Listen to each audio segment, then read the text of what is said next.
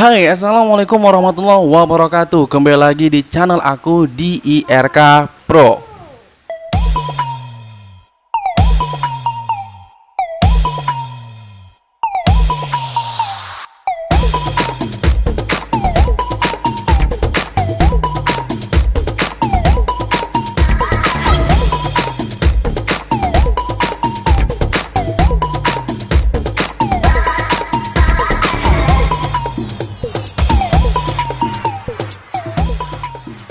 Oke guys, di video kali ini aku bakalan ngebahas tentang bagaimana caranya atau tips ya kita bisa berani ngomong di depan kamera. Kalau dibilang percaya diri lah ngomong di depan kamera. Untuk itu buat kalian jangan pernah skip video ini dan tonton sampai habis ya. Mudah-mudahan kita dapat manfaat dari apa video yang aku sampaikan ini.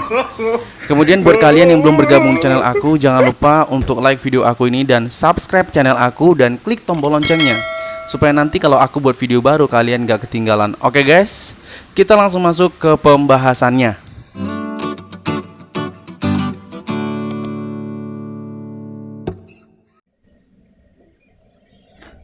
Ngomong. Halo? Halo? Bukan dimakan, ngomong bukan dimakan. Oke guys, kebetulan tadi yang mau jelaskan Kanaka ya, anak aku ini ya, tapi kebetulan mic-nya mau dimakan, bukan mau dibuatnya ngomong gitu ya. Oke, langsung aja di sini aku yang jelasin gitu ya. Oke guys, ngomongin tentang pede atau percaya diri ngomong di depan kamera atau di depan orang lain, kita harus memiliki persiapan. Kalau enggak nanti jadinya fatal. Ya seperti aku selama ini gak ada persiapan, apa yang terjadi? Aku kaku ngomongnya, gugup, gagap, sama aja lah. Ngomongnya terbata-bata. Ketika aku ngerekam, aku lupa apa yang mau aku bilang. Nah kemudian akibatnya itu ngerekamnya berulang-ulang, banyak rekaman gak jadi-jadi, ujung-ujungnya kesal, capek ya, emosi lagi. Jadi kalian jangan sampai tiru yang seperti itu. Jadi untuk menghindari hal-hal yang begitu, kita harus lakukan tips yang seperti ini. Yang pertama tipsnya adalah penampilan. Jadi terlebih dahulu kita harus mempersiapkan penampilan. Nah bayangin aja guys, kalau kita penampilan kita udah bagus, udah rapi, ya nggak mungkin bagus-bagus sama, yang penting rapi aja gitu ya. Otomatis kita sudah lebih pede untuk ngomong di depan orang lain atau di depan kamera. Nilai plusnya juga kalau kita nanti jadi lupa nih. Ini ya, ini kayak gini terjadi gitu ya. Jadi nilai plusnya kalau kita nanti udah rapi, udah bagus juga gitu ya, otomatis orang yang nonton video kita nanti akan lebih tertarik melihat video kita gitu ya. Walaupun yang dinilai di akhir nanti adalah isi dari apa yang kita sampaikan, tapi jangan sesekali kita melupakan penampilan. Oke guys, itu tips yang pertama yang membuat kita bisa lebih pede lagi ya gitu ya. Kita masuk tips yang kedua. Apa Naka mau ini? Bukan dimakan. Mau dimakan lagi mic-nya. Oke, kita masuk yang kedua. Tips yang kedua ini mengenai sasaran atau tujuan. Jadi guys, kita harus tahu dulu nih sasaran untuk siapa pesan kita, tujuannya gini ya. Mau kita berikan sama siapa pesan kita ini gitu ya. Jadi kita harus tahu dulu untuk anak-anak kah, remaja dan dewasa kah, atau semua kalangan. Jadi kalau kita udah tahu, nah ini yang buat kita bisa lebih pede lagi. Percaya diri kita akan lebih bisa meningkat gitu ya. Kalau kita udah tahu ini pesan untuk kalian gitu. Jadi kita udah lebih ngerasa pesan ini untuk siapa. Oke guys, kita langsung masuk ke tips yang ketiga. Nah tips yang ketiga ini mengenai gunakan bahasa yang sesuai.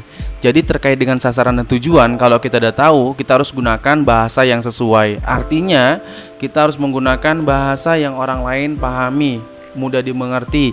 Jangan terlalu formal lah, jangan kita buat-buat. Jadilah diri kita apa adanya. Inilah aku, ini cara aku menjelaskannya, kan lebih enak gitu ya.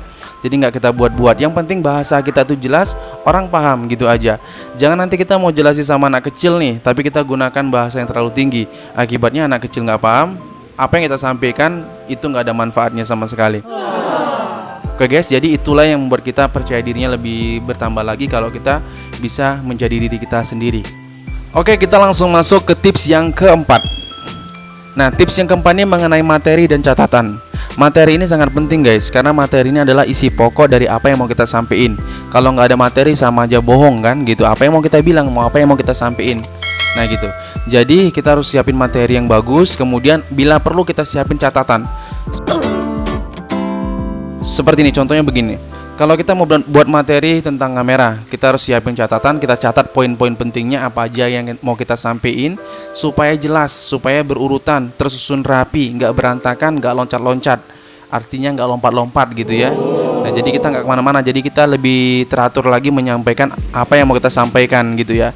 Nah, ini juga yang membuat kita lebih pede, jadi kita udah tahu nih kita mau nyampein setelah ini, setelah ini, jadi lebih teratur dan rapi lagi.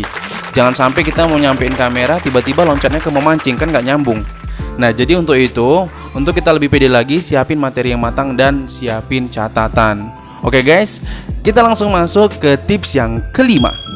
Nah, tips yang kelima ini mengenai latihan. Jadi apapun ceritanya, apapun yang kita mau lakukan, kita harus latihan dulu, uji coba, tes, supaya kita terbiasa, supaya kita lebih enak lagi gitu ya, lebih lancar lagi gitu ya. Bila perlu latihan depan cermin supaya kita tahu nih wajah kita seperti apa.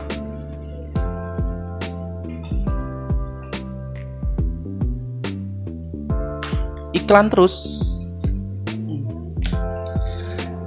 Jadi latihan depan cermin supaya tahu gerak wajah kita pas nggak sama apa yang kita bilang gitu ya. Kemudian bahasa tubuh kita, pergerakan tangan kita ini pas nggak sama apa yang mau kita bilang. Jadi kita lebih enak lagi dan kita bisa mengolah kata, mengolah rasa gitu ya. Kita bisa mengolah kata artinya bisa mencari kata-kata yang pas sesuai dengan yang kita sampaikan, orang lain paham. Kita bisa melatih diri kita lebih bagus lagi. Itu intinya latihan.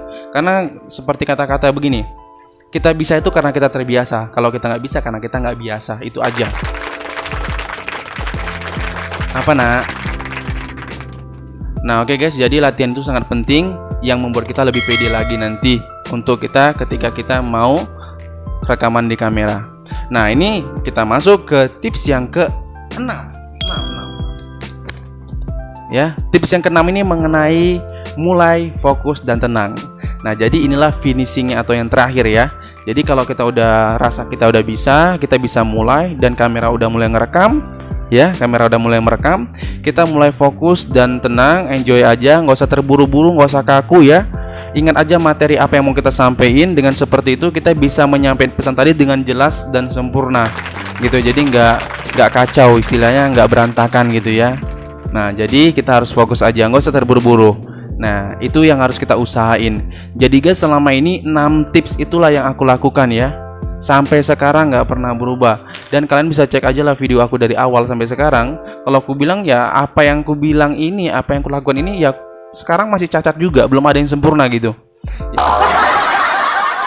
ya, karena manusia itu nggak ada yang sempurna ya, jadi kita perlu belajar. Oke, yang penting itu aja, yang penting kita selalu banyak belajar ya. Jadi itulah 6 tips ya, kurang lebih aku mohon maaf. Buat kalian yang udah nonton video ini sampai habis, aku ucapkan terima kasih banyak. Mudah-mudahan apa yang aku sampaikan ini kalian paham ya, kita semua dapat manfaatnya ya. Dan tonton video-video aku selanjutnya.